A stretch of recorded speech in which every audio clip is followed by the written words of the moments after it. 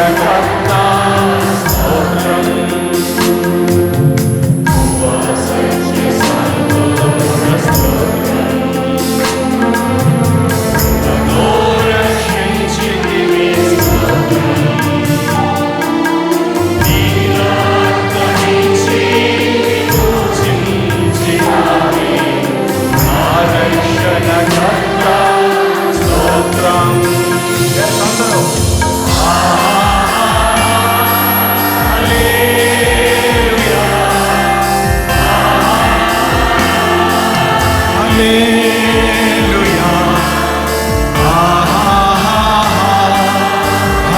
హల్లెలూయా ఆమేన్. మృత్యుంజయుడా స్తోత్రం, మహాఘనుడా స్తోత్రం, మృత్యుంజయుడా స్తోత్రం, మహాగణుడా స్తోత్రం. మమ్మును కొనిపోవా త్వరలో రానున్న వేగవాహనుడా స్తోత్రం. ఆమేన్. మమ్మును కొనిపోవా త్వరలో రానున్న వేగవాహనుడా స్తోత్రం.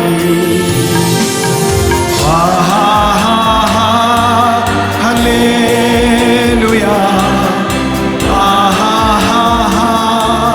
హల్లెలూయా హల్లెలూయా హల్లెలూయా హల్లెలూయా హల్లెలూయా హల్లెలూయా ఆమేన్. అత్యున్నత సింహాసనముపై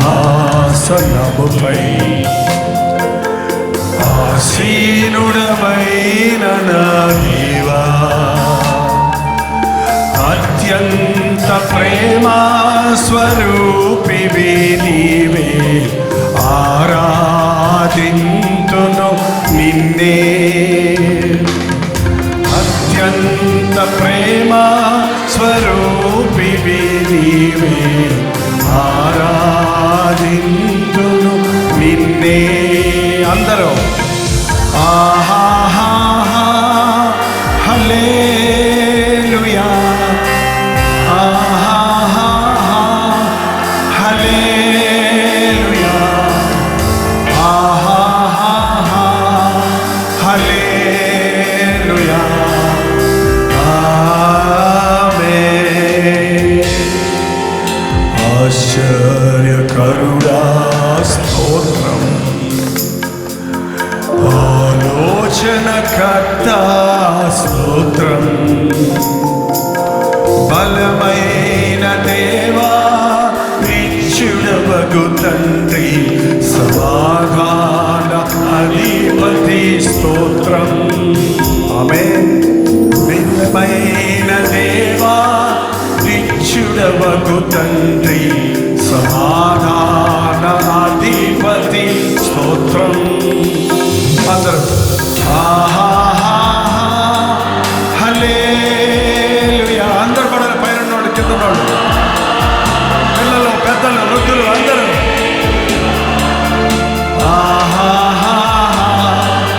హల్లెలూయా హల్లెలూయా హల్లెలూయా హల్లెలూయా హల్లెలూయా ఆమేన్. మృత్యుంజయుడా స్తోత్రం, మహాగణుడా స్తోత్రం, మృత్యుంజయుడా స్తోత్రం. మహాగణుడా మహాగణుడా స్తోత్రం. మమ్మును కొనిపోవా, మమ్మును కొనిపోవా త్వరలో రానున్న వేగవాహనుడా స్తోత్రం. హల్లెలూయా. మమ్మును కొనిపోవా త్వరలో రానున్న వేగవాహనుడా స్తోత్రం.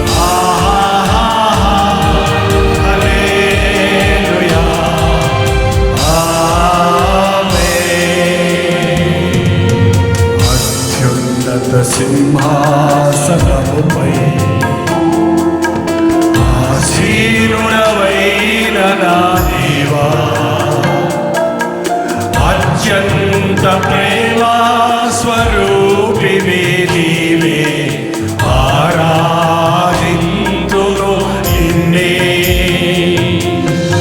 అత్యంత ప్రేమ స్వరూపివి నీవే ఆరాధింతును నిన్నే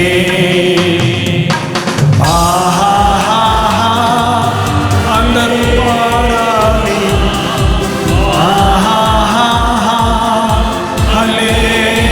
అందరూ అందరూ హల్లెలూయా ఆమేన్.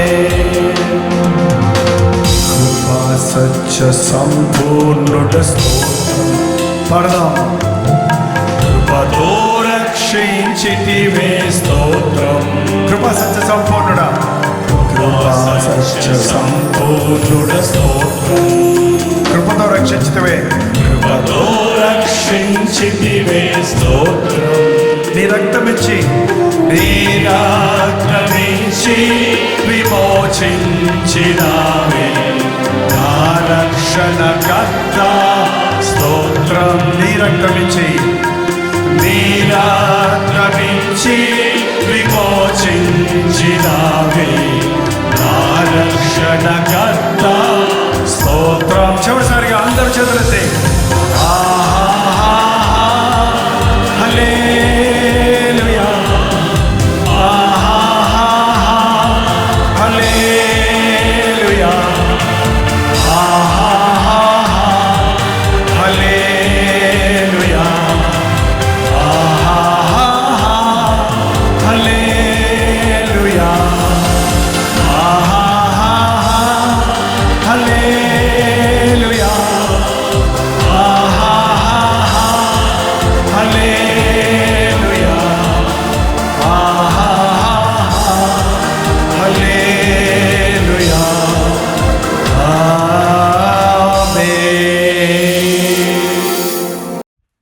ద్వితీయోపదేశకాండము 10వ అధ్యాయము 12వ వచనం దగ్గర నుంచి చదువుతున్నాను, వినండి.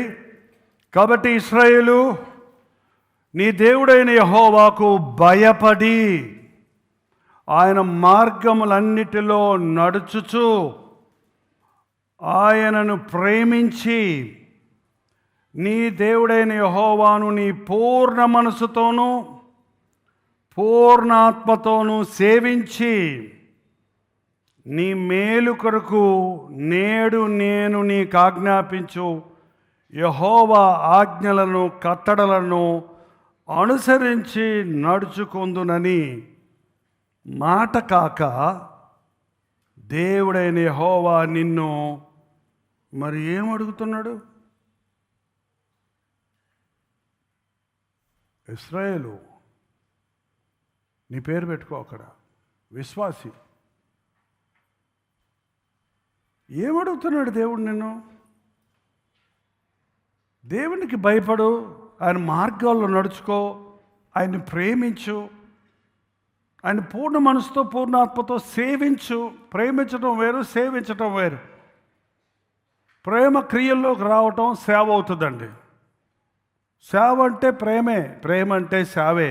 సేవ, ప్రేమ ఉత్పత్తి సేవ.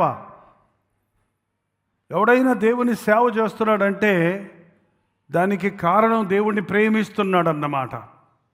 దేవుణ్ణి ప్రేమించేవాడు దేవుని సేవ చేస్తాడు, దేవుని కొరకు సేవ చేస్తాడు.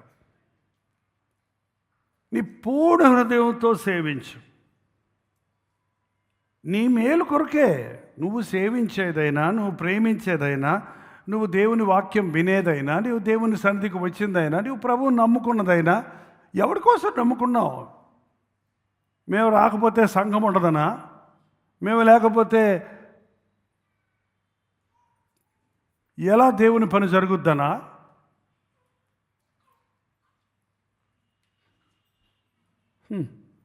నీ మేలు కొరకు నేను ఆజ్ఞాపించే ఆజ్ఞలను కట్టడలను అనుసరించుకోను అని చెబుతున్నాను. ఇంతకంటే నీ దేవుడైన యెహోవా మరి నిన్నేమడుగుచున్నాడు?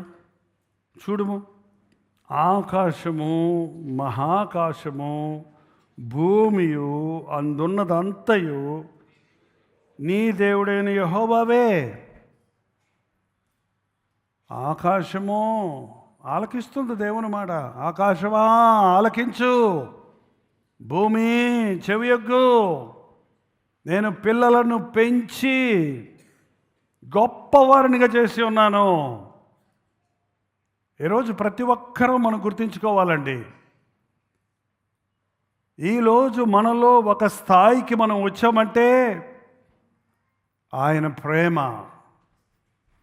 ఆయన దీవెన, ఆయన కనికరము, ఆయన ముఖం మన మీద ప్రకాశింపబడింది, ఆయన ఫేవర్ మనకు దొరికింది. ఆయన మనల్ని ప్రేమించాడు, మనల్ని అతిగా ప్రేమించాడు, మనల్ని దీవించాడు. ఆకాశం అంటుంది, భూమి అంటుంది, మనుషులారా మీరు ఎనరా? ఇంతే కదా నేను అడుగుతున్నాను మీ దగ్గర. ఏమన్నా ఏంటి వెండి బంగారాలు తెమ్మంటున్నామా? మీరు ఏమన్నా కసరత్తులు చేయమన్నామా? ఏంటంటే భక్తి మార్గం అంటూ ఇవాళ చెప్పుదెబ్బలు తినేవాళ్ళు ఉన్నారండి. పిచ్చి అక్కడ ఊహామని చూపిస్తున్నారు. పిచ్చిది వెళ్ళి ఆ పిచ్చి దాంతో తండించుకొని దండం పెట్టుకొని వస్తున్నారు మనుషులు. అట్టుంది భక్తి. ఇదిగో ఆశీర్వాదం, ఇదిగో శాపం, ఏది కావాలో కోరుకో. ఆకాశాన్ని భూమిని సాక్ష్యం పెడుతున్నాను నేను. మీరు మళ్ళీ ఆయనే చెబుతున్నాడు, మీరు దీవించబడినట్లు మేలును కోరుకోండి, ఆశీర్వాదాన్ని కోరుకోండి. ఇంత గొప్ప దేవుడు మనకున్నప్పుడు, ఇంత గొప్ప ఆశీర్వాదాలు మనకి ఇవ్వాలని దేవుడు ఆశిస్తున్నప్పుడు, అరే ఆ ధ్యాస లేకుండా ఏదో ఒక ఆచారముగా మనం ప్రభువుని వెంబడించటం, ఒక సరదాగా రావటం, ప్రభువును చూడాలని కాకుండా మనల్ని మనం చూపించుకోవాలని తాపత్రయపడటం ఎంత మూర్ఖత అంటది. నిన్నేమడుగుతాడు ఆయన? ఏం కావాలి ఆయనకి? నువ్వు నేను లేకపోతే దేవుడికి ఏం కుదరదా? అయ్యో, ఆయన ఆకాశము, మహాకాశము, భూమి అందున్నవన్నీ ఆయనయే. ఏంటండి? అయితే యెహోవా నీ పితరులను ప్రేమించి వారి యందు ఆనందపడి సమస్త జనులలో వారి సంతానమైన మిమ్మును నేటి వలె ఏర్పరచుకున్నాడు. నిన్నేం పెద్దగా నేను చెప్పే మాటలో కష్టమేంటి? నీ కష్టమేం పెట్టాను నేను? నా మాట వినండి అంటే ఆయన చెప్పే పని చేయలేమయ్యా, అందుకని మేము వినమంటే అది వేరే సంగతి. మాట వినటానికి ప్రేమించు, సేవించు, వాక్యానుసారంగా జీవించు, అంతే కదా ఆయన అడిగేది. అది నీ మేలు కోసమే. మళ్ళీ చెప్తున్నాడు, అది నీ మేలు కోసమే. నువ్వు అలా చేయటం వల్ల ఎవరినో ఉద్ధరించడం లేదు, నువ్వే దీవించబడుతున్నావు. చాలాసార్లు దాన్ని మనం గ్రహించుకోవటం లేదండి. ఒక ధనవంతుడి దగ్గర ఒక బిల్డర్ ఉన్నాడంట, కాంట్రాక్టర్. ఆయన బిల్డింగ్స్ అన్నీ కడతా ఉన్నాడు, చాలా బిల్డింగ్స్ కట్టాడు. ఆ ధనవంతుడికి చాలా సంతోషమయ్యి ఒకరోజు అతన్ని పిలిచి, అయ్యా నాకు మంచి ఇల్లు కట్టిపెట్టాలి, the best wood, best cement, best work, architect తోటి నువ్వు ఎంత నీ సామర్థ్యం ఉందో, ఎంత ఖర్చైనా పర్వాలేదు, నువ్వు నాకు చక్కటి బిల్డింగ్ కట్టించేయి అంటే అతను చాలా చక్కటి అందమైన ఒక బిల్డింగ్ కట్టాడు. ఆ బిల్డింగ్ ఓపెనింగ్ రోజు ఓపెనింగ్ చేస్తారు కదా, అందరి ముందు నాకు ఎన్నో బిల్డింగులు కట్టించిన ఈ బిల్డర్కి ఈ బంగ్లా నేను గిఫ్ట్గా ఇచ్చేస్తున్నాను అని ఆ తాళాలు అతని చేతిలో పెట్టాడంట. అతను ఎగిరి గంతయ్యాలా ఏడుస్తున్నాడంట. ఏడుపును ఆపుకోలేక ఆనంద బాష్పాలు కాబోలు అనుకుంటే అక్కడ మొదలుపెట్టిన ఏడుపు ఇంటిలో బెడ్రూమ్ దాకా ఏడుస్తూనే ఉంటే, ఎందుకండి ఇల్లు ఇస్తే ఏడుస్తున్నారు? కొత్త ఇల్లు మనకు ఊరకి ఇచ్చారు కదా, ఎందుకు ఏడుస్తున్నారు అంటే, అది నాకని తెలియక నాసి రకం సిమెంట్ తోటి, డూప్లికేట్ వుడ్ తోటి గట్టిగా ఒక వరద వస్తే, తుఫాన్ వస్తే కూలిపోయేటట్టు సగానికి సగం కమిషన్ కొట్టేసి, అది ఎక్కువ రోజులు ఉండదు, మన పిల్లల దాకా ఉండదు, మన సమయంలోనే దాని పని అయిపోద్ది. ఏంటండి అలాగే ఉంది దేవుడు చెప్పేది. నా కోసం ఏదన్నా చెయ్యి అంటే మనం అనుకుంటున్నాం ఆయన సేవ కదా, ఏదో అలా ఇలా చేసి వచ్చలే అనుకుంటున్నాం. ఆయన కోసం నువ్వు చేసింది ఆయన నీకే తిరిగి 100 అంతలు ఇవ్వబోతున్నాడని తెలిస్తే నీది నువ్వు కట్టుకోవాలంటే ఎలా కట్టుకుంటావు చెప్పు? నీ ఇల్లు కట్టుకోవాలన్నప్పుడు ఎలా కట్టుకుంటావు చెప్పండి? పనికిమాలిన సిమెంట్ తెచ్చి ఇల్లు కట్టుకునేవాడు ఎవడన్నా ఉన్నాడా? ఏంటండి సరైన పునాది వేయకుండా ఇల్లు కట్టుకోవడానికి ఎవడన్నా ఆశపడతాడా? చెదలు వచ్చి తినేసే చెదలు చెక్కలతో కట్టుకుంటాడా? ఏంటండి నీవు దేవుని సేవ చేస్తున్నావంటే ఒక్కటి గుర్తుపెట్టుకోండి, నిన్ను నీవు కట్టుకుంటున్నావు. ఆ సీక్రెట్ మనకు తెలియదు. దేవుడు మనకి ఇచ్చే వరకు ఇచ్చాడని కూడా తెలియదు.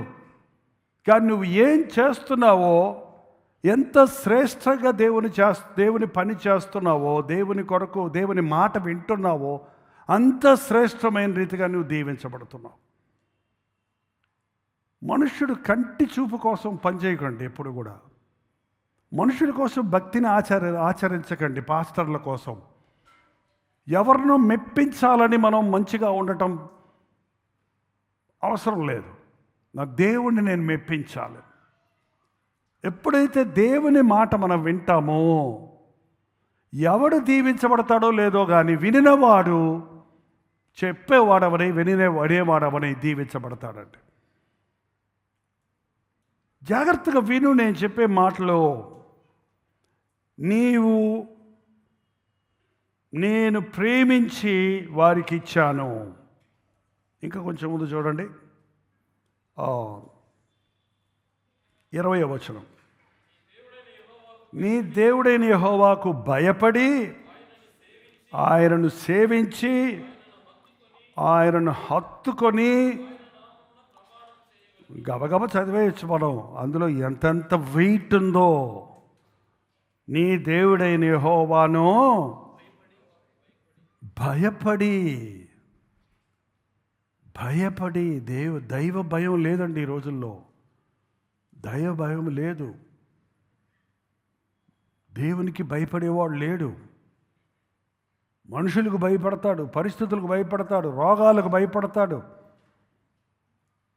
సాతానుకు భయపడతాడు. దేవుని దగ్గరకు వచ్చేటప్పటికి మన దేవుడేగా, ప్రేమ కలిగినోడే కదా, దీవిస్తాడు కదా. కొడితే కొట్టాడులే, మళ్ళీ నాకు ఆయనే నూనె రాసిన గాయాలు. చాలామందికి దేవుని ప్రేమ చులకనైపోయింది కాబట్టి భయం లేదండి. సాధారణంగా ఇంట్లో పిల్లలు అమ్మకు భయపడతారా, నాన్నకు భయపడతారా? సాధారణంగా అన్నాను. కొంతమంది అమ్మ నాన్నలాగా ఉంటారు, అది వేరే సంగతి. ఏంటంటే అమ్మ ఎక్కువ ప్రేమ చూపిస్తుంది కాబట్టి అమ్మకే భయపడరు. నాన్న కొంచెం బెత్తం చూపిస్తాడు, కొంచెం బొంగురు గట్టి వాయిస్తూ అరుస్తారు కాబట్టి కొంతమంది భయపడతారు. ఏంటండి దేవుని ప్రేమ చులకనైపోయింది. దైవ భయం ఇక్కడ బొత్తిగా లేదు. ఐగుప్తులో భయం లేదు, సొదొమ గొమొర్రాలో దేవుని భయం లేదు. ఆ పట్టణాలు అందుకే నాశనమైపోయినవి. దేవునికి భయపడు. ఆయనను సేవించి ఆయన సేవ చేయండి. అంటే పాస్టర్ అయిపోవాలంటాడు, ప్రసంగాలు చేయాలంటాడు. సేవ, నువ్వు ప్రార్థన చేసేది, ప్రార్థన కూడా ఒక సేవ. తెలుసా మీకు? ప్రార్థన పరిచయం, ప్రార్థన అనేది ఒక సేవ. ఆనాడు లేవి వంశాన్ని దేవుడు ఎన్నుకున్నాడు. ఎందుకంటే వాళ్ళు మందిరంలోకి వెళ్ళకూడదు. వాళ్ళు మందిరంలో పని కాదు వాళ్ళకి అప్పచెప్పింది. ప్రత్యక్షపు గుడారంలో పనులు చేయడానికి అహరోను సంతతి వారిని ఎన్నుకున్నాడు. లేవి వంశం వారిని లేవీయులు ఎందుకు ఎన్నుకున్నాడంటే ఆ ప్రత్యక్షపు గుడారాన్ని కట్టాలి. ఇశ్రాయేలీయులు యాత్రలో ఉన్నారు కాబట్టి ఒకచోట చర్చ లేదు. కాబట్టి ఇశ్రాయేలు ప్రత్యక్షపు గుడారాన్ని ప్రభువు చెప్పినట్టుగా వాళ్ళు ఆగినప్పుడు వాళ్ళు డేరాలు వేసుకోవాలి ఉండటానికి. దేవునికి ఒక గుడారం వేసేవాళ్ళు. ఆ గుడారంలో ఉన్న దీపస్తంభము, సముఖపు రొట్టెల బల్ల, మందసపు పెట్టి, అక్కడున్న ధూప వేదిక, అక్కడున్న గంగాళము, అక్కడున్న ఏమన్నా అర్థమవుతుందా మీకు? అసలు ఇది ప్రత్యక్ష గుడారం తెలుసా? వాటన్నిటినీ మోసుకెళ్ళాలి. ఆ టెంట్లన్నీ ఇప్పి ఆ తెరచాపలన్నీ చుట్టి ఆ కర్రలన్నీ మోసుకొని వెళ్ళాలి. అది దేవుడు చెప్పినట్టే వెళ్ళాలి. మందసం పెట్టి ఎవడు పట్టుకోకూడదు. దానికి రింగులు ఉంటాయి, రింగులు కర్రలు ఉంటాయి, కర్రలు పట్టుకొనే తీసుకెళ్ళాలి. దేవుని సన్నిధికి గుర్తుగా ఉంది, అది ముట్టుకోవద్దని చెప్తే అది ఎడ్ల బండి మీద ఎక్కించుకొని తీసుకెళ్తుంటే ఎడ్లుకు కాలు జారిందంటే ఎడ్లు మూయకూడదు. అది ఎడ్లు గొడ్లు మోసే పని కాదు, ఇది దేవుడి పని. అరే దేవుడి పని అనగానే ఏదో వచ్చేస్తుంది, పుణ్యం వచ్చేస్తుందని మారు మనసు లేని వాళ్ళు ముందుకు వస్తున్నారు. మారు మనసు పొందిన వాళ్ళు, రక్షించబడ్డ వాళ్ళు, ఏర్పరచబడిన వాళ్ళు, ఎన్నుకున్న వాళ్ళు ఇది నా పని కాదు. భయంకరం. కింద పడిపోద్దని చెయ్యి పెట్టాడంట. ఏమయ్యాడండి? దిస్ నో ఆప్షన్, ఇంకేమీ లేదు. మళ్ళీ బతికించలేదు ఎవరు ఆయన్ని. దైవ భయం, అప్పటి నుంచి భయం వచ్చింది. వాక్య ప్రకారంగా నలుగురు మొయ్యాలి లేవీయులు. ఈ సింపుల్ థింగ్స్ కూడా దేవుడు ఎందుకు చెప్పాడంటే, నా మాట విని వణికేవాడు ఉన్నాడా, నేను చెప్పినట్టు చేసేవాడు ఉన్నాడా? దేవుడు అప్పగించిన పని చేసిన వాడు దీవించబడతాడండి. దేవుని మాట వినకపోతే ఎన్ని శాపాలు ఉన్నాయో 28వ అధ్యాయంలో మనం చదివాం. ఇవాళ అసలు శాపాలు జోలికే నేను పోకూడదు అనుకున్నాను, కానీ ఇక్కడున్న పరిస్థితుల్లో అవి మనకి దైవ భయాన్ని కలుగు చేయనట్లుగా వాటిని తెలుసుకోవాలి. మనం వింటే వచ్చే ఆశీర్వాదాలు, వినకపోతే వచ్చేటువంటి శాపాలు ఏంటండి? ఇక్కడ ఒక మాట ఉంది, ఇక్కడ సారం మొదలుకొని అక్కడికి వెళ్దాం. దేవునికి భయపడి ఆయనను సేవించి ఆయనను హత్తుకోవటం అంటే అర్థం ఏంటి చెప్పండి చూద్దాం.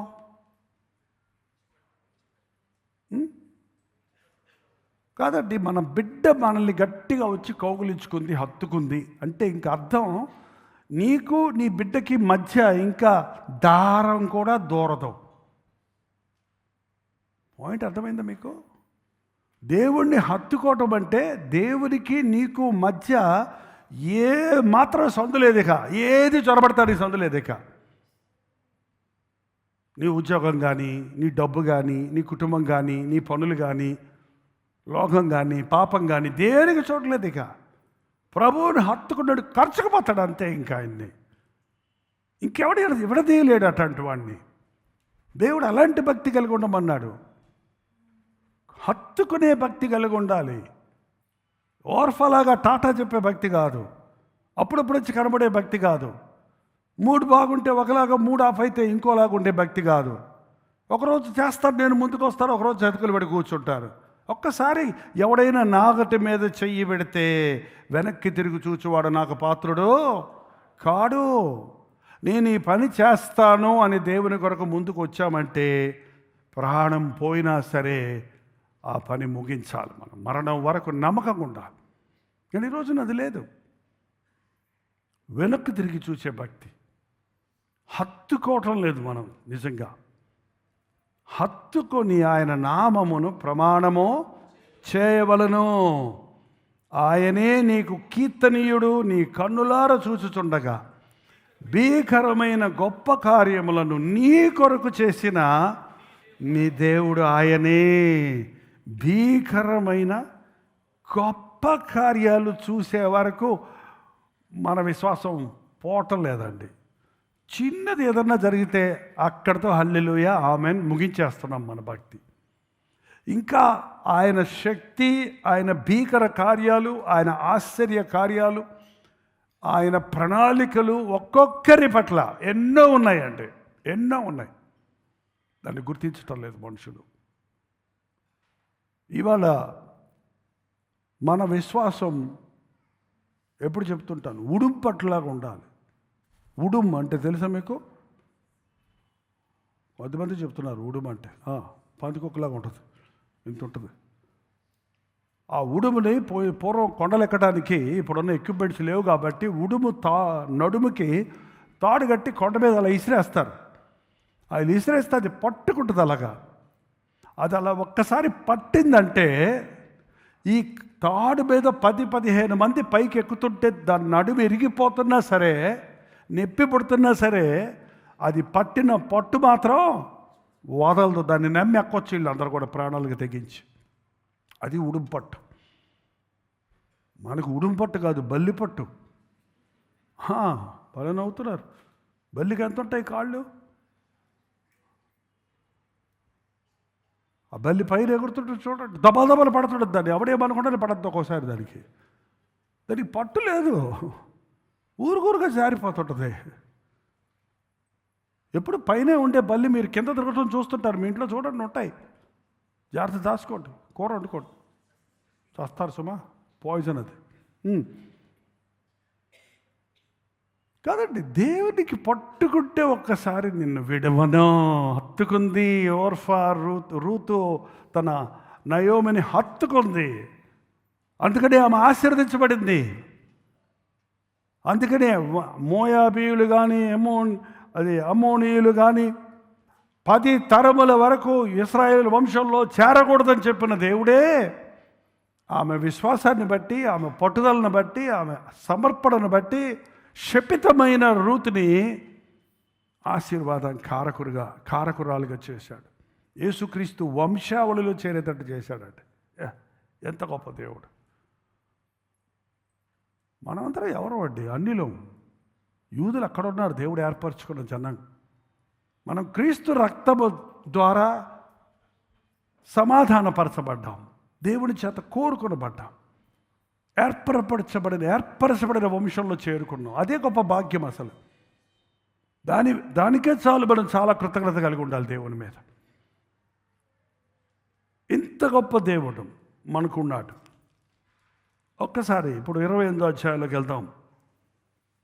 మొదటి వచనం, నీవు నీ దేవుడైన యెహోవా మాట శ్రద్ధగా విని. చూడండి, దేవుని మాటలు చదివేటప్పుడు ప్రతి మాట ఒక పొల్లైన సున్నా అయినా తీయకూడదు అన్నాడు దేవుడు. మీరు వాక్యం చదివేటప్పుడు గమనించాను, అక్కడ ఫుల్ స్టాపులు ఉన్నాయి, కామాలు ఉన్నాయి, డాష్ సెమికోలన్స్ ఉన్నాయి. మీరేం గమనించాల, బడబడబడ చదువుకుంటూ వెళ్ళిపోతున్నారు. అక్కడ కామా ఉందంటే ఆగు, అప్పుడే ఆ భావాన్ని అర్థమవుతుందండి. మీరు యెహోవా మాట విని అనలేదు. ఇప్పుడు ఎలా వినాలి? శ్రద్ధగా విని. నేడు నేను నీకు ఆజ్ఞాపించుచున్నా. దేవుడు ఎప్పుడు 1 to 1 అండి, గుంపుకు దేవుడు కాదా ఆయన. నేను నీకు అంత స్పష్టంగా చెప్తున్నాడు చూడు. ఒక్కొక్కరితో చెప్తున్నాడు దేవుడు ఆయన. నేను, నేడు, ఏ రోజు చదివినా నేడే. నువ్వు ఏ రోజు చదువు Bible, this is not old history. ఇదేదో పంచాంగం లాంటిది కాదు, న్యూస్ పేపర్ లాంటిది కాదు. ఇది లివింగ్ వర్డ్, జీవము గల దేవుని మాట. ఏ రోజైనా నీతో మాట్లాడతాడు దేవుడు. ఏ రోజైనా నీవు ఆయన మాట వింటే అద్భుతాలు చూస్తావు నీవు నీ జీవితంలో. నేడు నేను నీకు ఆజ్ఞాపించుచున్న ఆయన ఆజ్ఞలను అనుసరించి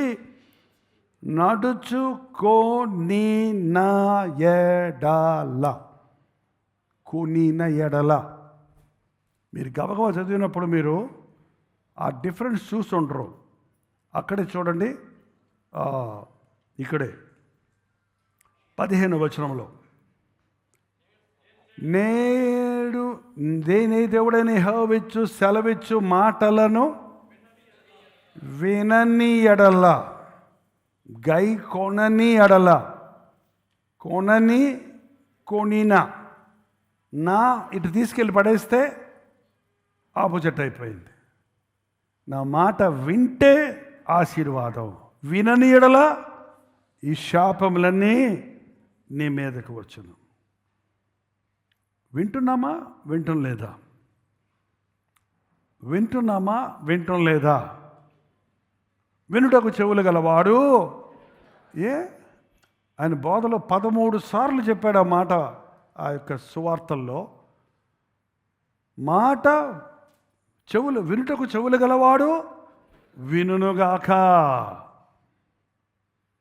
ప్రవక్తలతో చెప్పాడు, వారు వినినను వినకపోయినను వారి మధ్య ప్రవక్త ఉన్నాడని తెలుసుకున్నట్లుగా యెహోవా ఎలాగూ సెలవిచ్చారనే మాట నువ్వు చెప్పాలి. వినరు ప్రభు వాళ్ళు. ఇర్మియా, యెహెజ్కేలు వంటి వారు పరిచయం చేసిన దినాల్లో ఈ మాత్రం కనీసం కూర్చోనన్నా వింటున్నారు మీరు.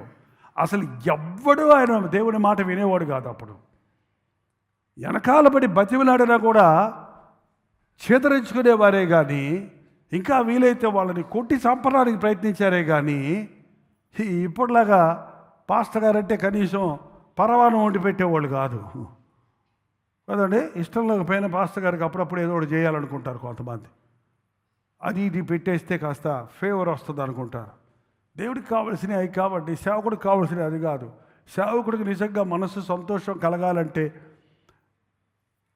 దేవుని మాట వినే జనాన్ని ఉత్పత్తి చేయగలిగిన రోజు తృప్తి ఉంటుందండి నాకు. దేవుని మాట ప్రకారం నడుచుకునే వాళ్ళని చూస్తే హ్యాపీగా ఉంటుంది, సంతోషంగా ఉంటుంది.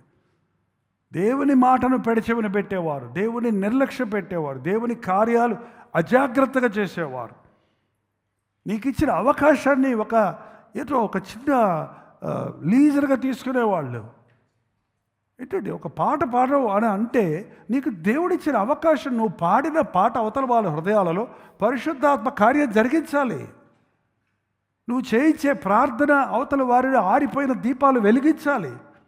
నువ్వు చెప్పే ప్రసంగం ప్రతి వాని హృదయం కదిలించబడాలి. నేనేదో పెద్ద లెక్చర్ ఇచ్చేయచ్చు కావాలంటే, లెక్చర్లు కాదు కావాల్సింది దేవునికి. నా మాట విను. బైబిల్లో ప్రారంభం నుంచి నా మాట వినమంటే, ఆదామా నువ్వు నీ భార్య మాట విన్నావయ్యా. నీ భార్య మాట విని నేను చెప్పింది నువ్వు చేయలేదు కాబట్టి చూడండి ఎంత నష్టం తెచ్చాడు.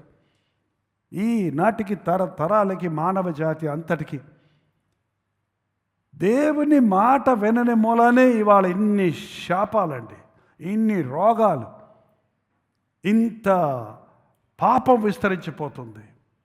దేవుని మాట వినని మూలానే దేవుడే భూలోకంలోనికి నరుడిగా వచ్చి మాట విని, తండ్రి నా చిత్తము కాదు నీ చిత్తమే. ఎవరు ఇష్టపడతారండి తనులు తినటానికి, ఉమ్మేయించుకోవడానికి, సిలువేయబడటానికి?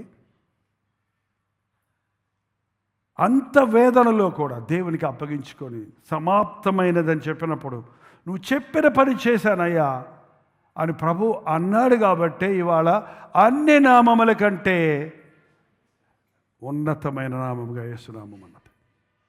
ఆయన సిలువ మరణం పొందినంతగా తగ్గించుకున్నాడు కాబట్టి భూమి పైన, భూమి మీద, భూమి కింద ఉన్న ప్రతి వాని మోకాలు ఆయన నామంలో వంగాలని, ఆయనే ప్రభు అని ఒప్పుకోవాలని హెచ్చించబడ్డాడు. మాట వినండి. మాట వినడం ఎంతో శ్రేష్టం. మాట వినప్పుడు మనకు ఆశీర్వాదాలు ఉన్నాయి. మాట విననప్పుడు భయం వేస్తుంది. ఈ శాపాలు మీరు చదివినప్పుడు గమనించారో లేదు. ముందు ఆశీర్వాదాలు చెప్పి తర్వాత శాపాల్లోకి వెళ్తాం ఎందుకు? ముందు శాపాలు చూసి తర్వాత ఆశీర్వాదాల్లోకి వెళ్దాం. యెహోవా మాట వినని ఎడల ఈ శాపములన్నీ నీకు సంభవించును. పట్టణంలో నీవు శపించబడతావు, పొలంలో శపించబడతావు, నీ వంటగదిలో శాపం, నీ గర్భఫలం, నీ భూ పంట, నీ పశువుల పంట అన్నీ వేస్తే ఎక్కడికి వెళ్ళినా నువ్వు శాపగ్రస్తుడిగా ఉంటావు. 20వ వచనంలో యెహోవా శాపమును, కలవమును, గద్దింపును నీ మీదకు తెప్పించును. నీవు స్వాధీనపరుచుకొని దేశములో ఉండకుండా నిన్ను క్షీణింపజేయ వరకు తెగులు వెంటాడును. కొన్ని రోగాలు ఉన్నాయండి. క్షయరోగము వచ్చినవాడు వెంటనే చనిపోడండి. క్షయరోగం వచ్చిన వాడికి వెంటనే స్వస్థత రాదు. పుండు, జ్వరము, ఇప్పుడు చూడండి ఎన్ని రకాల వైరస్, మంట, మహతాపము, కంకి, కాటుక, బూజు, ఫంగస్. ఇంగ్లీష్ బైబిల్లో చూస్తే మీకు లేటెస్ట్ వైరస్, ఫంగస్ ఈ మాటలన్నీ ఉంటాయి అక్కడ. మనకి తెలుగులో మీకు అర్థం కాకపోతే ఒకవేళ ఇరిటేషన్, ఇచ్చింగ్, సోరియాసిస్, దురదలు, అలర్జీస్ ఇవన్నీ నీకు శరీరంలో చూడటానికి బాగానే ఉంటారు. నల్ల మచ్చలు కొంతమందికి, తెల్ల మచ్చలు కొంతమందికి, రకరకాలుగా ఈ వీటి వల్ల ఇబ్బంది పడుతున్నావు. నీ పైన ఆకాశం కురవదు, కింద ఇవన్నీ చూస్తే 27 చూస్తే ఐగుప్తు పుంటి చేత, మూల వ్యాధి చేత, కుష్టు, గజ్జి, బాబా ఏ తల్లైనా ఏ తండ్రి అయినా వాళ్ళ బిడ్డ గజ్జి కురుపులతోటి చీవుగా ఆడుకుంటూ ఉండాలని చూసి ఆనందిస్తారండి? దేవుడు మనల్ని తన ఆకారంలో తన స్వరూపంలో చేసుకొని మనకి ఆరోగ్యాన్ని ఇచ్చి మనకు స్వస్థతను ఇవ్వడానికి తన రక్తాన్ని చిందిస్తే ఆయన మాట వినకుండా నువ్వు ఐగుప్తును ఆశ్రయిస్తే, లోకాన్ని ఆశ్రయిస్తే ఎన్ని రకాల జబ్బులు. ఇంకా విచిత్రం ఏంటంటే 28వ వచనం, వెర్రితనము, గుడ్డితనము, హృదయ విస్మయము, హార్ట్ ప్రాబ్లం, బ్రెయిన్ ప్రాబ్లం.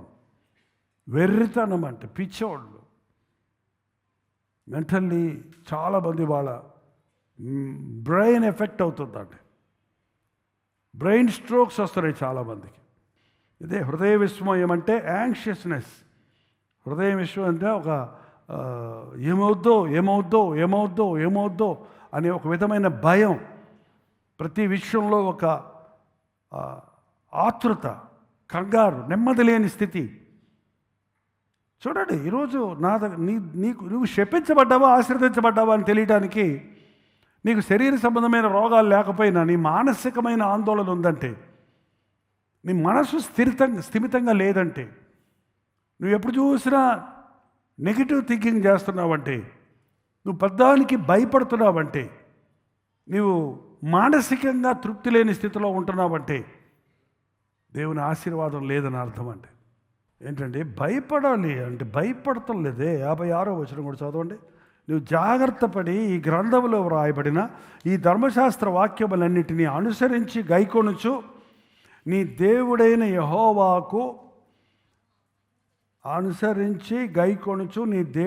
యెహోవాను మహాభీకరమైన నామమునకు, అన్నీ చదువుతున్నావు వాక్యం, అన్నీ వింటున్నావు దేవుని కార్యాలు, కానీ నీవు దేవునికి భయపడని ఎడలా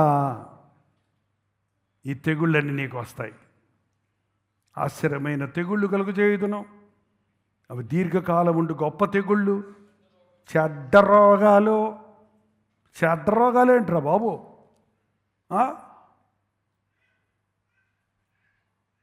దగ్గరకు వచ్చి చెప్తారు కొంతమంది, ఏదో సీక్రెట్ చెప్పినట్టు. ఏం రాకూడని రోగం వచ్చిందండి నాకు. ఏం రోగం? రాకూడనే రోగం. కొంతమంది చెప్తారు రక్తంలో మార్పు వచ్చిందండి, ఎయిడ్స్ వచ్చి చచ్చింది అని చెప్పచ్చు కదా. ఏంటంటే రాకూడని రోగం? వ్యభిచార క్రియల వల్ల మాత్రమే ఎయిడ్స్ వస్తుంది. వేరే దేని వల్ల, ముట్టుకోవడం వల్ల వచ్చే అంటురోగం కాదు అది. లైంగిక సంపర్కం చేయటం వల్ల వచ్చేది ఎయిడ్స్ రోగం. అది ఎక్కడన్నా ఒకళ్ళిద్దరికి అదేదో వాళ్ళకి సూది గుచ్చితే వచ్చింది అంటారు, కానీ ఇది ఒక తమాషా అయిపోయింది. ఇప్పుడు వాళ్ళ తప్పులు బయటపడకుండా ఉండటానికి డాక్టర్ ఒక ఇంజెక్షన్ వేశాడు, అప్పటి నుంచి వచ్చిందని చెప్పుకుంటున్నారంట. ఎందుకు వచ్చింది నీకు?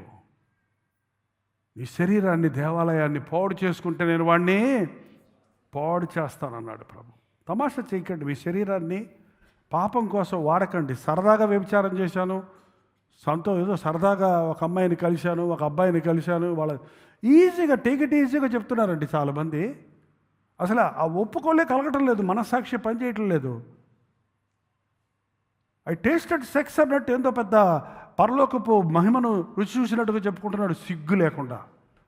జాగ్రత్త, నీ దేవుని ఆలయం నీ శరీరం వేశ్యల కోసం కాదు, దేవుడి కోసం ఇచ్చాడని చెప్పబడుతుంది.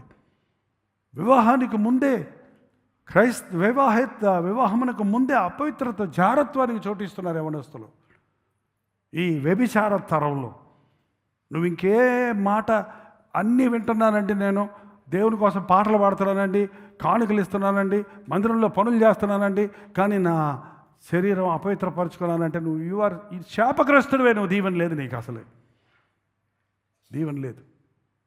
నీ హృదయం సరిలేకపోతే దేవుడి సేవలో పాలు పంపులు పొందకండి. నేను చెప్పటం లేదు, వాక్యం చెప్తుంది. పేతురు చెప్పాడు గారడి సీమోన్తో, నీ హృదయము దేవుని ఎదుట సరిలేదు గనుక ఈ విషయంలో నీకు పాలు పంపులు లేవు. యెహోవా కార్యములు అజాగ్రత్తగా చేయువాడు, అజాగ్రత్త నిర్లక్ష్యంగా చేసేవాళ్ళు, చెయ్యనోళ్ళ కంటే కూడా చెయ్యకపోయినా పర్వాలేదేమో కానీ అజాగ్రత్తగా చేస్తే ఆశీర్వాదాలకు బదులు ఏం పొందుతున్నాం మనం? శాపం పొందుతున్నాం. మాట వినండి. సమూయేలు మొదటి గ్రంథం 11వ వచనం, సౌలు నన్ను అనుసరింపక వెనుక తీసి నా ఆజ్ఞలు గైకొనకపోయాను గనుక అతన్ని రాజుగా నిర్ణయించినంత నేను పశ్చాత్తాపడుచున్నాను. అందుకు సమూయేలు కోపావేశుడై సౌలును తిట్టను, సౌలును శపించను. కోపం వచ్చింది. ఎందుకు? కోపావేశుడై ఏం చేశాడంట? అయ్యా పోనీలే అయ్యా, సౌల్ని కనికరించయ్యా, సౌల్ని నేను సంపాదించానయ్యా, సౌల్తో రాత్రంతా కూర్చొని ప్రార్థన చేశానయ్యా, సౌల్ని తీసుకెళ్ళి తన ప్రణాళిక అంతా చెప్పి రాజుగా నేను అభిషేకించానయ్యా. సమూయేలు సంపాదించిన ఆత్మ అండి సౌలు. రాత్రంతా మిద్ది మీద కూర్చొని పర్సనల్ వర్క్ చేశాడు. 10వ అధ్యాయం చదివితే మీకు అర్థమవుద్ది. దేవుని ప్రణాళికలు చెప్పారు. గాడిదల కోసం వెళ్తున్నోడిని నిన్ను రాజుగా అభిషేకించాడు. దేవుడి కోసం సంపాదించిన వాడిని సమూయేలు మాట వినలేదు. అసలు చెప్పాలంటే ఇక్కడ దేవుడి మాట వినలేదు. దేవుడికి కోపం వచ్చింది. సమూయేలుకి కోపం వచ్చింది. దేవుడి కోపం వచ్చి అన్ఫిట్ గో అన్నాడు. సమూయేలు కోపం వచ్చి సౌలు మీద సమూయేలు కోపం వచ్చి దేవుని సన్నిధిలో విజ్ఞాపన, వద్దయ్యా. ఏంటండి? ఇంకా ఎన్ని రోజులు? 35వ వచనం చూడండి. సౌలు బ్రతికిన దినములన్నిటను సమూయేలు అతన్ని దర్శింప వెళ్ళలేదు, కానీ సౌలును గూర్చి దుఃఖాక్రాంతుడాయను. మరియు తాను సౌలును ఇశ్రాయేలు మీద రాజుగా నిర్ణయించినందుకు యెహోవా, ఎంతకాలం నువ్వు ఏడుస్తా కూర్చుంటావు? పోవయ్యా, ఆడవద్దని చెప్పాడు దేవుడు. సౌలుని దేవుడు వదిలేశాడు. అప్పుడు ఒక మాట అన్నాడు. అసలు ముఖ్యం వచ్చింది ఇక్కడికి ఆ మాట కోసం. 22వ వచనం. అందుకు సమూయేలు 15:22 తాను సెలవిచ్చిన ఆజ్ఞను ఒకడు గైకొనుట వలన యెహోవా సంతోషించినట్లు ఒకడు దహన బలులను అర్పించుట వలన సంతోషించునా? ఆలోచించుము. బలులు అర్పించట కంటే ఆజ్ఞను గైకొనుటయో, పొట్టేళ్లను ఫలమును అర్పించట కంటే మాట వినటం శ్రేష్టం. దేవుడికి సంతోషం ఎప్పుడంట? మనం బలులు ఇస్తే కాదు, కానుకలు ఇస్తే కాదు, ఏదేదో చేశామని చెప్తే కాదు. నీ ఇష్టం వచ్చినట్టు చేసేసి దేవుడి పని చేసేసాను అంటున్నారు ఇవాళ. దేవుని మాట ప్రకారంగా చేయిస్తే ఆయన సంతోషపడతాడు. నా మాట వినటం శ్రేష్టం, నా ఆజ్ఞను గైకొనటం శ్రేష్టం. సింపుల్ అండి. ఒక విశ్వాసి జీవితంలో దీవించబడాలంటే దేవుని మాటను జవదాటకూడదు. దేవుని మాట మన గుండెల్లో ఒక అలారం లాగా మనం తప్పు చేస్తున్నప్పుడు హెచ్చరించేటట్టుగా దేవుని వాక్యం ఉండాలి. అందుకే దావీదు అన్నాడు, నేను పాపము చేయకున్నట్లు, నీ ఎదుట పాపము చేయకున్నట్లు నా హృదయంలో నీ వాక్యాన్ని ఉంచుకున్నాను. దేవుని మాటలు మన చెవుల్లో గింగిరమంటున్నప్పుడు దేవుణ్ణి దుఃఖపరిచే కార్యాలు మనం చేయమండి. అయినా ఆయన చెప్పేదేం పెద్ద ఆజ్ఞలేం కాదు. చెప్పేది ఏంటి? ఇంకో చోట మీకాలో కూడా ఉంది చూడండి. మీకా 6వ అధ్యాయం 9వ వచనమా? మీకా 6:8 మనుషుడా, ఏది ఉత్తమమో అది నీకు తెలియజేయబడి ఉన్నది. న్యాయముగా నడుచుకున్నటయో, కనికరమును ప్రేమించుటయో, దీన మనసు కలిగి నీ దేవుని ఎదుట ప్రవర్తించుటయో, ఇంతే కదా యెహోవాని అడుగుతున్నాడు. ఏమడిగాడు ఆయన? ఏమడిగాడు? 1000 పొట్టేళ్ళు తెచ్చి బలిమ్మని అడిగాడా? ఏంటండి? నిలువు దోపిడీ ఇచ్చేయి, నీ ఇంట్లో ఉన్న బంగారం అంతా నాకు తెచ్చి కానికి నేను తీస్తానేమని చెప్పాడా? లేకపోతే నువ్వు చెప్పు లేకుండా గుడి చుట్టూ ప్రత్యక్షం చేసిరామని చెప్పాడా?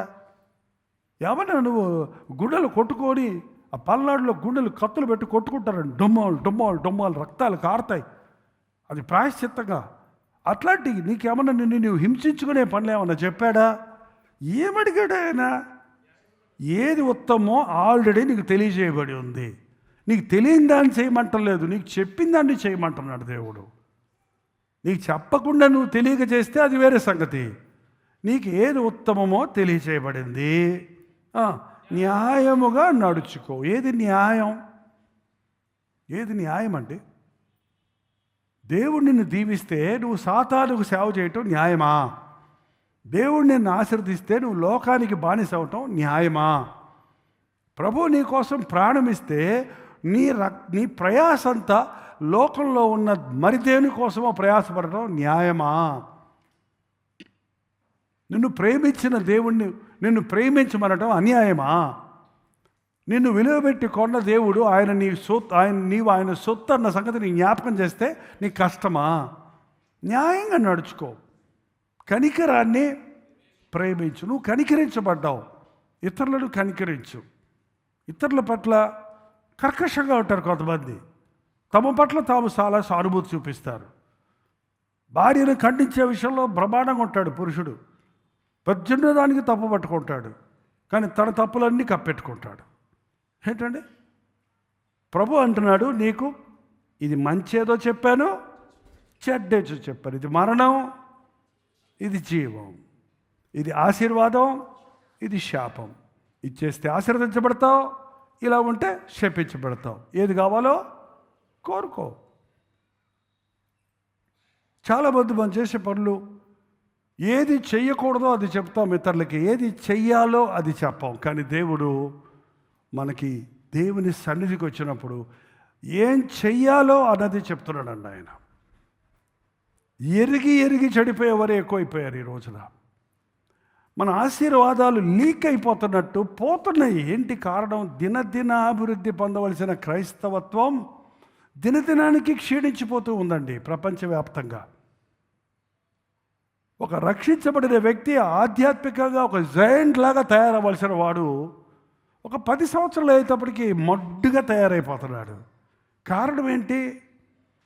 దేవుని మాటలు చులకనైపోయినాయి. రాజు అయిపోయాడు, గాడిదలమ్మడి తిరిగినోడు. పెత్తనం చేతికొచ్చింది, రాజరికం చేతికొచ్చింది. ఏ ప్రవక్త తనను కన్నీటితో నడిపించాడో, ఏ ప్రవక్త ద్వారా దేవుడు తనతో మాట్లాడుతున్నాడో ఆ దైవజనుడు ఆలస్యంగా వచ్చాడంట.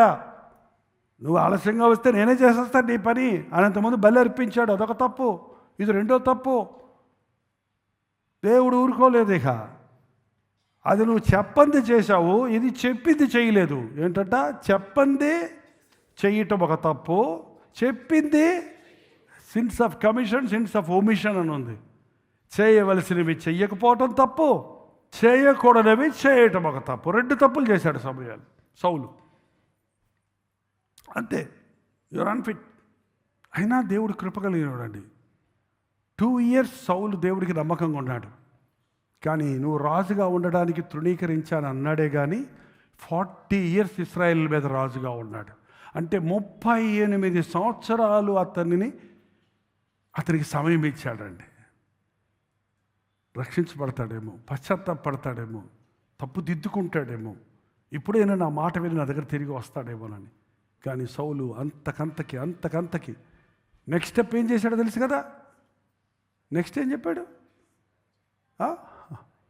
దావీదు మీద విషపు చూపు నిలిపాడు. దావీదును చంపడానికి చూశాడు. సొంత కొడుకుని బూతు మాటలు తిట్టుకున్నాడు. అక్కడే ఉన్నాయి. ఆగడ కొట్టేదాని కొడుక ఏదో ఉందోట. సొంత కొడుకుని బూతులు తిట్టుకుంటున్నాడు. కొడుకును కూడా చంపడానికి బళ్ళు వేస్తున్నాడు. అంటే ఎంత హీన స్థితికి వెళ్ళి దేవుడిని విడిచిపెట్టినోడు జంతువు కంటే హీనమైపోతాడండి. ఒక్కసారి దేవుని గాడి తప్పాడంటే భయపెట్టకుండానే పారిపోతాడని ఉంది బైబిల్లో. దుష్టుడు తారమకుండానే పారిపోతాడు. ఎంతమంది ఈరోజు నిజంగా దేవుని చిత్తంలో ఉన్నాం? దేవుని మాట వింటున్నాం. వినటం అంటే ఇలా వినటం కాదండి, మనసులోనికి తీసుకోవటం. వినుటకు చెవులు గలవాడు వినుగాక. మీరు నా మాట వింటే మీకు ఆశీర్వాదం. దేవుని మాటలు మనసులో భద్రంగా ఉండాలి, మసగ్గా ఉండకూడదు, సగం సగం అర్థమయ్యేటట్టు ఉండకూడదు. నీ మనసులో ఉంచుకో. చెప్పు, ఇంకా చదవండి, ఇంకా ఉంది అక్కడ 4వ అధ్యాయం. నువ్వు మనసులో ఉంచుకునేది ఎందుకంట? చదవండి. నీ కుమారులకును నీ కుమారులకును ఏం చేయాలి? నువ్వు చెప్పి కాదు, చెప్పి అనలేదు అక్కడ, చెప్పలేదు, నేర్పించు. నీ కుమారులకు వాటిని నేర్పి. నీవు హోరేబులో నీ దేవుడైన యెహోవా సన్నిధి నిలిచి ఉండగా యెహోవా నా యొద్దకు ప్రజలను కూర్చుము, వారు దేశం మీద బ్రతుకు దినములన్నీ నాకు భయపడ నేర్చుకొని తమ పిల్లలకు నేర్పునట్లు వారికి నా మాటలు వినిపించేదనని ఆయన నాతో చెప్పిన దినముల గురించి. నువ్వు అందరినీ సమకూర్చి నేను చెప్పే మాటలు వాళ్ళకి చెప్పి, వాళ్ళు వాళ్ళ పిల్లలకు చెప్పి, వాళ్ళ పిల్లలు వాళ్ళ పిల్లలకు చెప్పి, తరములకు ఆశీర్వాదాలు కావాలని పిల్లలకు 1000 తరముల వరకు దేవుడు ఆశీర్వాదం ఇవ్వడానికి సిద్ధంగా ఉన్నాడండి. కానీ మాట వింటేనే మన ఆశీర్వాదాలు 3 నెలల్లో అయిపోతున్నాయి కొంతమందికి, 3 సంవత్సరాల్లో ఎగిరిపోతున్నాయి మరికొంతమందికి, 10 సంవత్సరాలు అయ్యేటప్పటికీ అసలు ఏం కనపడటమే లేదు కొంతమంది మనుషుల్లో దీవెన. మారు మనసు పొందక ముందున్న స్థితి కంటే హీన స్థితిలో ఉన్న విశ్వాసం చూస్తున్నానండి ఇవాళ నేను. దేవుడు ఒక్కసారి ప్రేమిస్తే అండి, శాశ్వతమైన ప్రేమ, చివరి వరకు ప్రేమిస్తాడు ఆయన మాట విన్నవాడు జీవితకాలం అంతా ఉండాలి. మీరు నేర్చుకోవాలి, మీ పిల్లలకు నేర్పించాలి. మాటలు వినటం, నేర్చుకొనటం, నేర్పించటం, ఇది ఒక ప్రాసెస్. దేవుని రాజ్యం విస్తరించబడాలంటే దేవుని బిడ్డలు దేవుని మాట వినాలి, నేర్చుకోవాలి, నేర్పించాలి. మీరు సర్వలోకమునకు వెళ్ళి సర్వసృష్టికి సువార్తను ప్రకటించండి, నాకు శిష్యులుగా చేయండి అన్నాడు ప్రభువు. శిష్యులుగా చేయటం అంటే గురువును వెంబడించే వారిగా చేయండి. మీరు నా శిష్యులుగా ఉండండి, మీరు వెళ్ళి మరనేకుల్ని శిష్యులుగా చేయండి. శిష్యుడు అంటే గురువు చెప్పిన దాన్ని వినటం, గురువు చేసినట్టు చేయటం, గురువు అడుగుజాడల్లో నడవటం. ఈరోజున అదే మన పరమ గురువు ప్రభు అయిన యేసుక్రీస్తు చెప్పింది. ఈరోజు క్రైస్తవ సంఘాల్లో అటువంటి ఆశీర్వాదం, విశ్వాసుల జీవితాల్లో అటువంటి దీవెన కనబడడం లేదంటే దేవుని మాట విన్నావు, మర్చిపోయావు. దేవుని మాట విన్నావు, ఎక్కడో అవిధేయుడు అయ్యావు. దేవుని మాట విన్నావు, దాన్ని అనుసరించటం లేదు, దాని ప్రకారంగా జీవించటం లేదు. కాబట్టి మనకి మన పిల్లల తరముల వరకు ఆశీర్వాదకరంగా ఉండలేకపోతున్నాం. అలాగే తిరగండి నిర్గమకాండం 34వ అధ్యాయం. నిర్గమకాండం 34వ అధ్యాయం 6వ వచనం. అతని ఎదుట యెహోవా దాటి వెళ్ళుచు, యెహోవా కనికరము, దయ, దీర్ఘశాంతము, విస్తారమైన కృపా సత్యములు గల దేవుడైన యెహోవా, ఆయన 1000 మందికి కృపను చూపుచు. ఎంతమందికి 1000 మంది కృప చూపించే దయ కలిగిన వాడు, కనికరం కలిగిన వాడు, దీర్ఘశాంతం కలిగిన వాడు, కృపా సత్యములు కలిగిన వాడు చూపుచు దోషమును, అపరాధమును, పాపమును క్షమిస్తాడు. క్షమించే దేవుడు యేసయ్య. దోషాలను, పాపాలను క్షమిస్తాడు. ఆయన కృప చూపిస్తున్నాడు అన్నప్పుడు నువ్వు పర్ఫెక్ట్ అని కాదు నీ మీద కృప చూపించేది అవసరం లేదు. పర్ఫెక్ట్గా ఉన్నాడు మీద నువ్వు పాడు చేసుకున్నావు నీ జీవితాన్ని, నువ్వు అవిధేయుడు అయ్యావు, నువ్వు తప్పిపోయావు. కానీ నీ దోషము నీ అపరాధమును క్షమిస్తాడు ప్రభువు నువ్వు ఒప్పుకున్న రోజు. చిన్న కండిషన్ ఉంది అక్కడ, మన పాపములు మనము ఒప్పుకొనిన ఎడల ఎక్కడోళ్ళు చేయాలి. ఏంటంటే మీరు వెళ్ళి ఏదన్నా ఒక వీసా అప్లై చేయాలంటే first who are you, where is your Aadhaar card అంటే, నేను ఆధార్ కార్డు ఇవ్వను నాకు వీసా ఇయ్యి అంటే కుదురుద్దా అండి?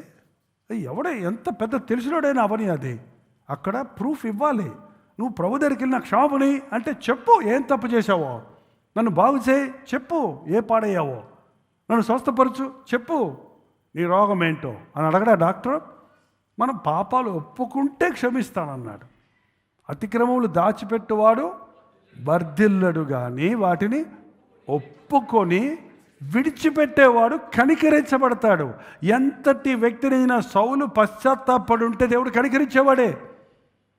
యూదా ఇస్కరియోతు పశ్చాత్తాపడి ఉంటే ప్రభు దగ్గరకు వచ్చి ఉంటే తప్పకుండా పేతుడిని క్షమించిన ప్రభువు యూదాను కూడా క్షమించేవాడే. కానీ యూదా ఇస్కరియోతు ప్రభు దగ్గర రాలా.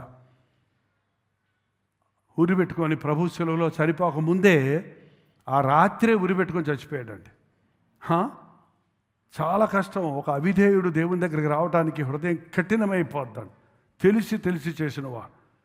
ఇంకా చదవండి. కనిపెట్టను కానీ ఆయన ఏమాత్రము దోషులను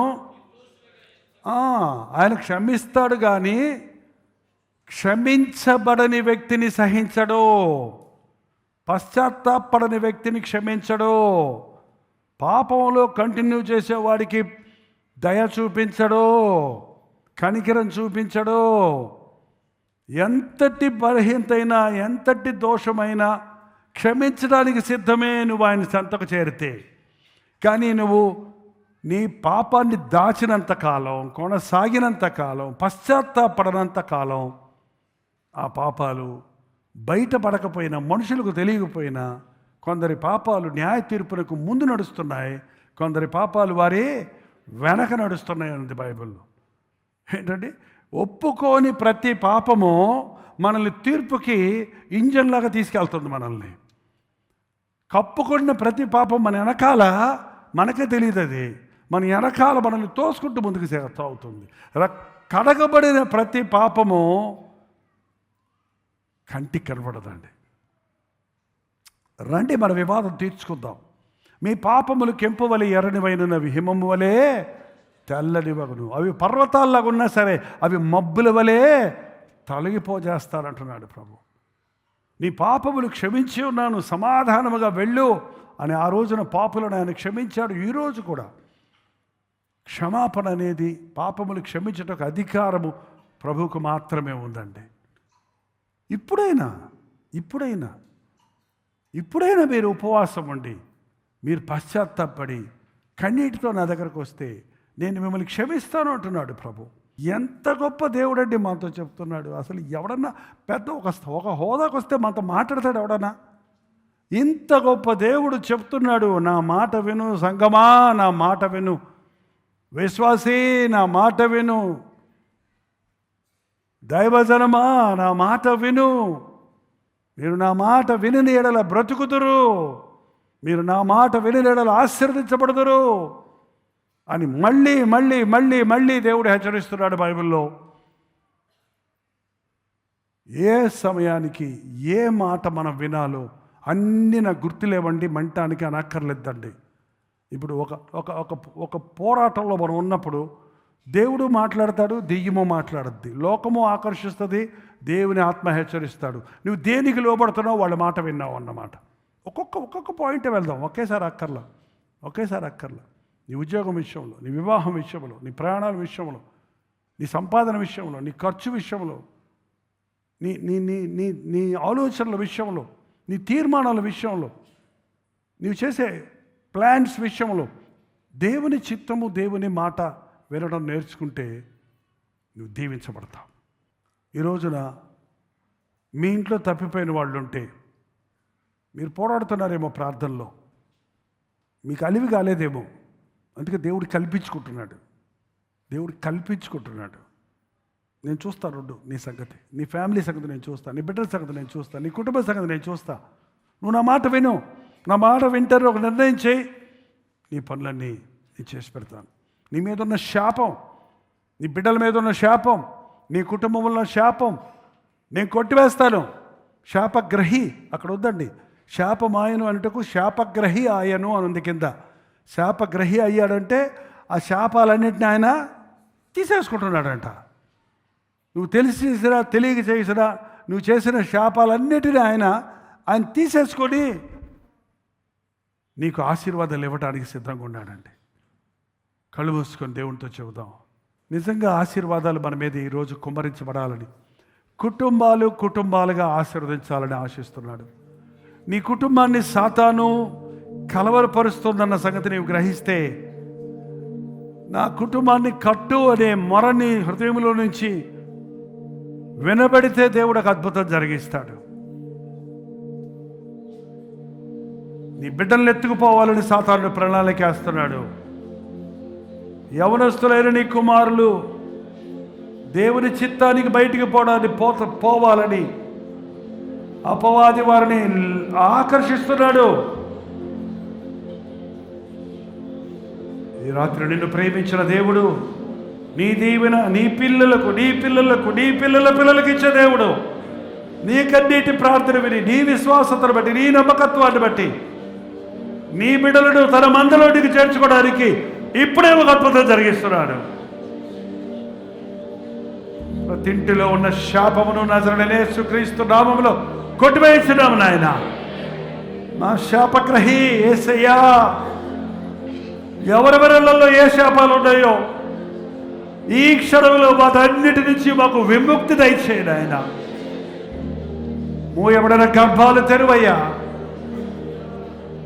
యవనస్తుల లోకాన్ని ప్రేమిస్తూ శాపగ్రస్తులైపోకుండా వ్యభిచారులతో సాంగత్యం చేస్తూ, దొంగలతో సాంగత్యం చేస్తూ, దేవుని మందిరంలోకి వచ్చి కూర్చునే వారిగా కాక, ఆ దేహము దేవుని ఆలయమని నీకు సమర్పించుకొని వారి యవ్వన కాలములో రక్షించబడినట్లుగా అపవాది వేసిన సమస్తమైన ఉచ్చులను నజరేయుడైన యేసుక్రీస్తు నామములో విడుదల చేయించున్నాము తండ్రి.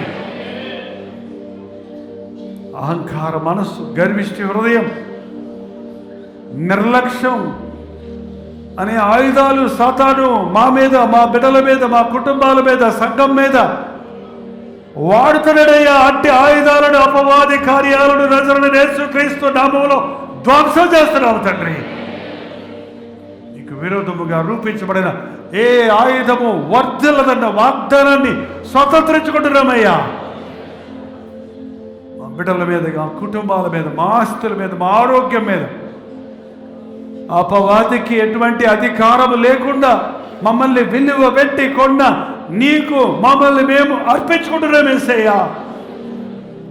మేము నీ సొత్తయ్యా. నీ ఇష్టం వచ్చినట్టు మమ్మల్ని వాడుకో తండ్రి. నీ సాక్షులుగా జీవితకాలం అంతా జీవించటకు, మా పిల్లల తరాలకు మేము దీవెనకరంగా ఉండటకు సహాయం ఇచ్చాం. యేసుక్రీస్తు నామములో అడుగుచున్నాను తండ్రి, ఆమేన్. దాని స్తోత్రం. మీరు విన్న వర్తమానం మీకు ఆశీర్వాదకరంగా ఉంటే, మీ ప్రార్థన అవసరాలు భారాలు ఉంటే 954041 నెంబర్కి ఇప్పుడే ఒక టెక్స్ట్ లేక వాయిస్ మెసేజ్ ద్వారా వాట్సాప్ పంపించండి. మీ వాట్సాప్లన్నీ పరిశీలించి మేము ప్రార్థిస్తున్నాం. ప్రభు అద్భుతంగా మనకు జవాబులు ఇస్తున్నాం. మీరు ఇతర దేశాల్లో ఉంటే 91001008 నెంబర్కి మీ ప్రార్థన అవసరాలు పంపించాం. ఉచితమైతే రేపు ఉదయం 7 గంటలకు అనుదిన ధ్యానంలో మళ్ళీ కలుసుకుందాం. అంతవరకు దేవుని మహాకృప మీకు తోడేడు దాకా.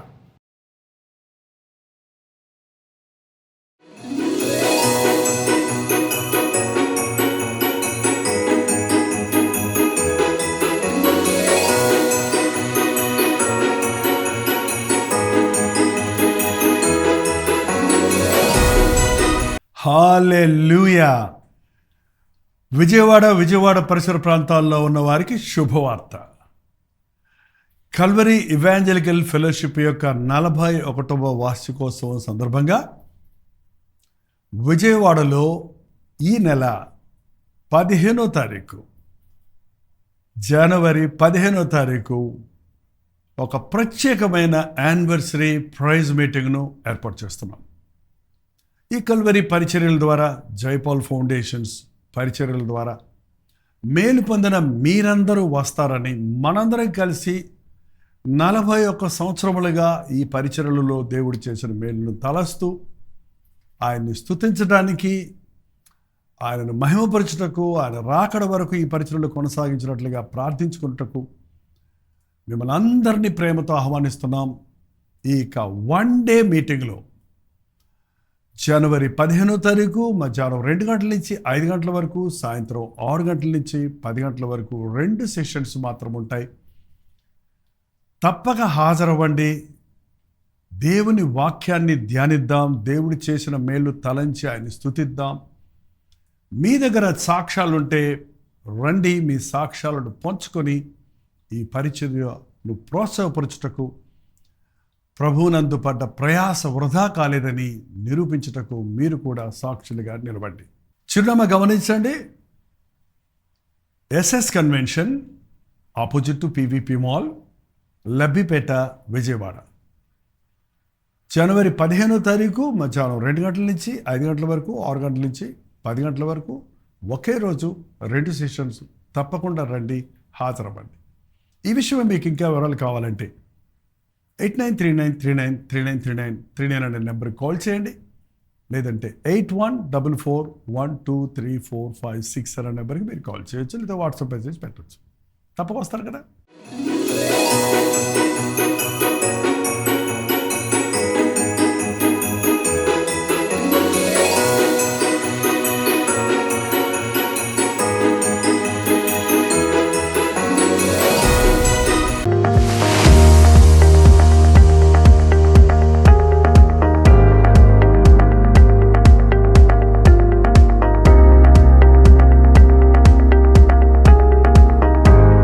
హల్లెలూయా.